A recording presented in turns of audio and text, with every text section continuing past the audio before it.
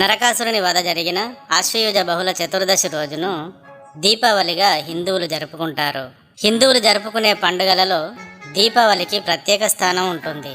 దీపాల వెలుగుతోనూ టపాకాయల శబ్దాలతోనూ ఈ రోజును సెలబ్రేట్ చేసుకుంటారు. అయితే నరకాసుర వధ, దీపావళి కథ, వీటిల్లో తెలుసుకోవలసిన చాలా విషయాలు ఉన్నాయి.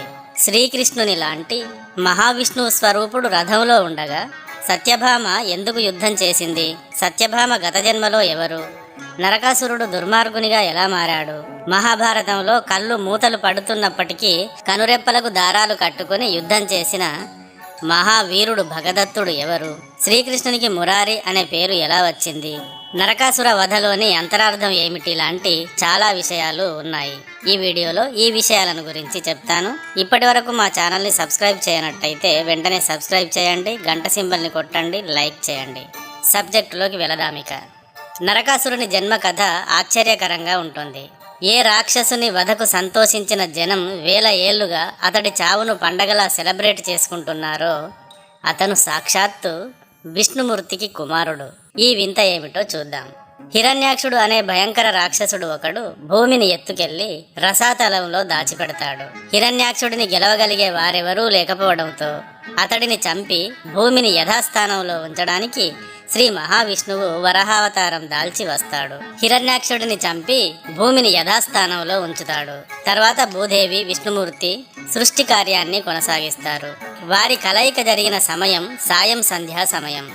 ఈ కలయిక వల్ల వారికి ఒక కొడుకు పుడతాడు. అతడి పేరే నరకాసురుడు. సంధ్యా సమయంలో కలవటం వల్ల ఆ సమయంలో జన్మించే శిశువుకు రాక్షస లక్షణాలు వస్తాయని చెప్తాడు శ్రీ మహావిష్ణువు. అది విని భూదేవి భయపడుతుంది, బాధపడుతుంది. రాక్షసులంతా విష్ణుమూర్తి చేతిలోనే చనిపోతూ ఉంటారు. అంటే తన కుమారుడైన నరకాసురుడు కూడా విష్ణుమూర్తి చేతిలోనే చనిపోతాడు అని దుఃఖిస్తుంది. ఎట్టి పరిస్థితుల్లోనూ నరకాసురుడిని చంపనని మాటివ్వమని ఆయనను కోరుతుంది. అప్పుడు విష్ణుమూర్తి, నేను నా చేతులతో వాడిని చంపను, కానీ నీవు కోరుకుని నీ చేతులతో చంపాలనుకున్నప్పుడే ఇతనికి మరణం ఉంటుంది అంటూ మాటిస్తాడు. దాంతో భూదేవి చాలా సంతోషిస్తుంది. ఏ తల్లి ఏ లోకంలో కూడా స్వంత పిల్లలను చంపుకోదు, కాబట్టి నరకుడు చిరంజీవిగా ఉంటాడు అనుకుంటుంది. ఆ సమయానికి కోసల రాజ్యాన్ని జనక మహారాజు పాలిస్తూ ఉంటాడు. భూదేవి నరకుడిని జనక మహారాజుకు అప్పగిస్తుంది. జనక మహారాజు ఆలనా పాలనలో నరకాసురుడు పెరిగి పెద్దవాడవుతాడు. నరకుడు పెరిగి పెద్దయ్యాక కామాఖ్య అను పట్టణం రాజధానిగా ప్రాగ్జ్యోతిషపురానికి రాజవుతాడు. ఈ ప్రాంతాన్ని ప్రస్తుతం గౌహతిగా పిలుస్తారు. ఇది అస్సాం రాష్ట్రంలో ఉంది. మొదట నరకుడు రాజ్యాన్ని సమర్థవంతంగా పాలిస్తాడు. కాని ఇతనికి బాణాసురుడు అనే ఒక అసురుడు స్నేహితుడవుతాడు. బాణాసురుడు చాలా దుర్మార్గుడు. స్త్రీలంటే చెప్పలేని మోజు అతడికి. స్త్రీ కేవలం శృంగారానికి పనికి వచ్చే ఒక వస్తువు అంటూ ఉంటాడు. ఇతని ప్రభావం వల్ల నరకాసురుడు కూడా పూర్తి అసురునిగా మారుతాడు. పొరుగు రాజ్యాలపైన దండయాత్రలు మొదలు పెడతాడు. గెలిచిన రాజ్యాల నుండి అనేక మంది స్త్రీలను బానిసలుగా తెచ్చుకుంటాడు. మొదట కామాఖ్యలోని అమ్మవారిని భక్తితో పూజించేవాడు. పరస్త్రీలను మాతృమూర్తులుగా భావించేవాడు. అలాంటివాడు కాస్త చెడు స్నేహం వల్ల పూర్తిగా చెడిపోతాడు, రాక్షసుడిగా మారిపోతాడు. ఎదురులేని ఈ నరకాసురుడు లోకాలన్నింటా దండయాత్రలు చేస్తూ ఆక్రమించుకుంటాడు. స్వర్గం వెళ్ళి అక్కడ ఇంద్రుడిని తరిమివేస్తాడు. నరకాసురుడు ఈ దండయాత్రలన్నీ సుప్రతీకం అను ఏనుగును ఎక్కి చేశాడు. ఈ ఏనుగుకు చాలా చరిత్ర ఉంది. ఇదే ఏనుగును మహాభారతంలో భగదత్తుడు ఉపయోగిస్తాడు. ఈ ఏనుగు కురుక్షేత్ర యుద్ధంలో భీముని రథాన్ని ముక్కలు చేస్తుంది, గుర్రాలను చంపుతుంది. భీముడు మాత్రం తప్పించుకుంటాడు. తర్వాతి రోజుల్లో సుప్రతీకాన్ని అర్జునుడు చంపుతాడు. సుప్రతీకాన్ని అధిరోహించి యుద్ధం చేసిన భగదత్తుడు నరకాసురుని కుమారుడు. ఇతను ప్రాగ్జ్యోతిషపురపు రాజు. కురుక్షేత్ర యుద్ధం నాటికి ఇతను చాలా ముసలివాడు. యుద్ధంలో కళ్ళు మూతలు పడుతూ ఉండడాన్ని తప్పించుకోవడానికి కనురెప్పలకు దారాలు కట్టుకుని మరీ యుద్ధం చేస్తాడు. ఇతను కురుక్షేత్రంలో ఎదురులేని వైష్ణవాస్త్రాన్ని ప్రయోగిస్తాడు.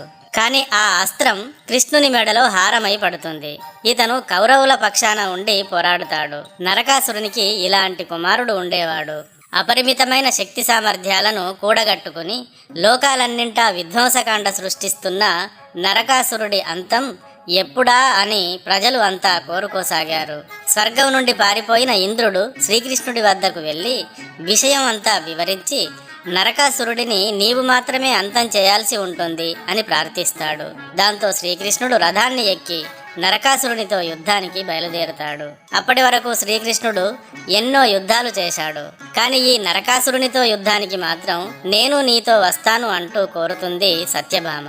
నరకాసురుని గురించి ఆమె తన పరిచారకులతో చాలా విన్నది. అతను దారుణమైన రాక్షస కృత్యాలు చేస్తున్నాడని, 16,100 మంది స్త్రీలను మరింకెంతో మందిని చెరబట్టాడని విన్నది. అతడి అంతాన్ని కల్లారా చూడాలని కోరుకుంది. శ్రీకృష్ణుడికి తెలుసు నరకాసురుని అంతం సత్యభామ చేతుల్లోనే ఉంది అని. అందుకే ఆమెను వద్దని ఆపకుండా రథంలో ఎక్కించుకుని యుద్ధరంగానికి వెళ్ళాడు. భూదేవి అంశ సత్యభామగా సత్రాజిత్తుకు కూతురుగా జన్మించి శ్రీకృష్ణునికి భార్య అయింది. ఈ నిజం శ్రీకృష్ణునికి తెలుసు కనుక ఆమెను తనతో పాటు యుద్ధరంగంలోకి తీసుకువెళ్ళాడు. నరకాసురునికి శ్రీకృష్ణునికి మధ్య భీకరమైన యుద్ధం జరిగింది.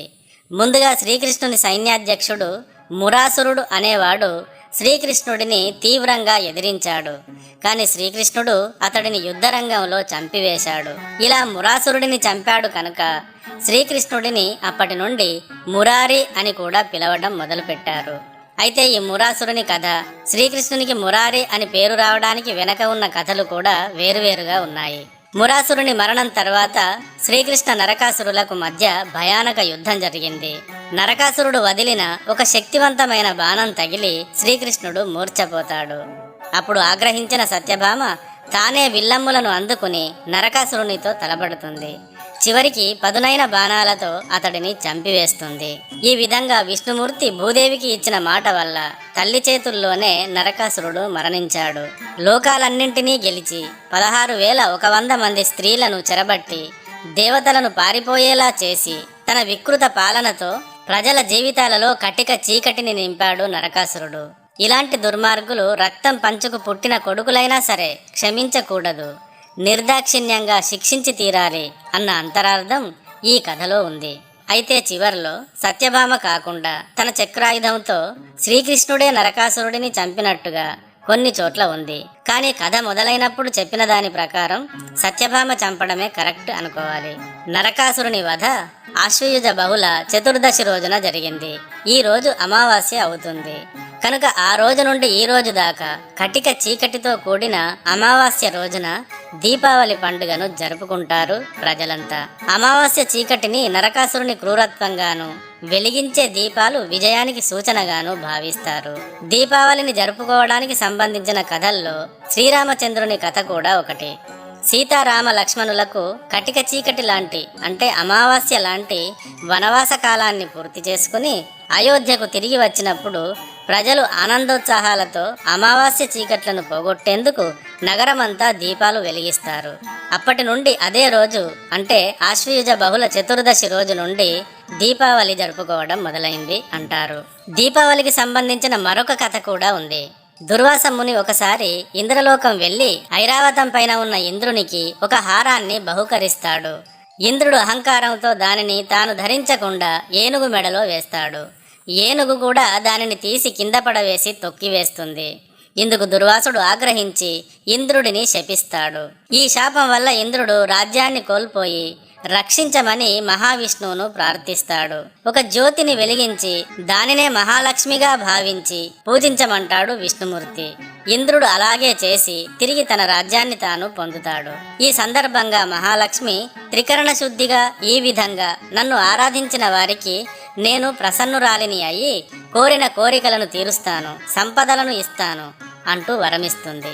ఆ రోజు నుండి అంటే ఆశ్వయుజ బహుళ చతుర్దశి అమావాస్య రోజు నుండి దీపాలను వెలిగించి పండుగను జరుపుకోవడం ప్రారంభమయ్యింది అంటారు. ఇక దీపాలను వెలిగించడంలోని అంతరార్థం ఏమిటి అంటే దీపం వెలుగు అంటే అగ్ని. అగ్నిలోని తేజస్సులో ముఖ్యంగా నీలము, పసుపు, తెలుపు రంగులు ఉంటాయి.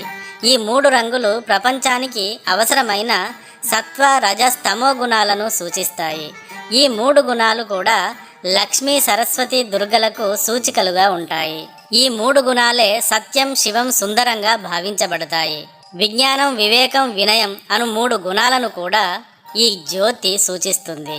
ఈ 3 గుణాలను కూడా త్రిజగన్మాతలుగా భావిస్తారు. దీపావళి రోజు దీపాలు వెలిగించడం ఈ గుణాలన్నింటికీ సూచికగా భావించడం జరుగుతుంది. ఈ గుణాలన్నీ కూడా మానవాళిని ఉన్నత స్థితికి తీసుకువెళ్లే గుణాలు కనుక వాటిని సాధించడానికి గుర్తుగా దీపావళి జరుపుకుంటారు అని భావిస్తారు. అధర్మాన్ని వ్యాప్తి చేసిన రాక్షసుడిని చంపి ధర్మాన్ని స్థాపించాక అమావాస్య రోజు జరుపుకునే ఈ పండుగ రోజు దీపాలు వెలిగించి దీపలక్ష్మిని పూజించడం వల్ల లక్ష్మీదేవి ఇంద్రునికి వరం ఇచ్చి ఉన్నందున అందరికీ శుభాలు సంపదలను చేకూరుస్తుంది. దీపావళి రోజు దీపాలను అలంకరించడంతో పాటు తీపి వంటలు చేసుకుని తినడం, టపాసులు పేల్చడం కూడా సాంప్రదాయంలో ఒక భాగం.